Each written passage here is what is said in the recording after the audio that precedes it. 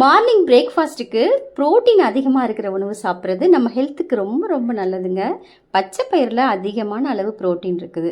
காலையிலே பச்சை பயிரை ஊற வச்சிட்டிங்கன்னா ஈவினிங் 6 மணிக்கெல்லாம் அதை தண்ணியெல்லாம் வடிச்சிட்டு ஒரு வெள்ளை துணியில் டைட்டாக கட்டி வச்சுடுங்க. மறுநாள் காலையில் இந்த மாதிரி சூப்பராக முளைச்சி வந்துடும்.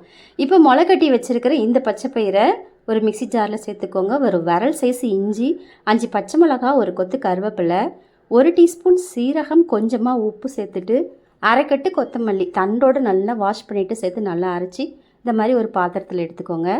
கொஞ்சமாக தண்ணி ஊற்றி அலசி ஊற்றிக்கோங்க. இதில் 2 ஸ்பூன் பச்சரிசி மாவு, 1/4 டீஸ்பூன் மஞ்சள் தூளும் சேர்த்துக்கோங்க. நல்லா கலந்து வச்சுக்கோங்க. தோசை மாவு பதத்துக்கு இந்த மாதிரி கரைச்சி வச்சுக்கோங்க.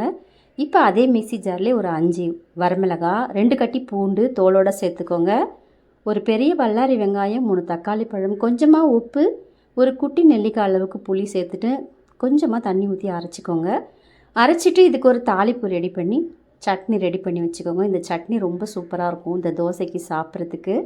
இப்போ தோசை சூப்பராக வருது பாருங்கள். பச்சரிசி மாவு ஏன் சேர்க்குறோன்னா தோசை நல்லா முருகலாக ஊற்றி சாப்பிட்லாம், சூப்பராக வரும் தோசை.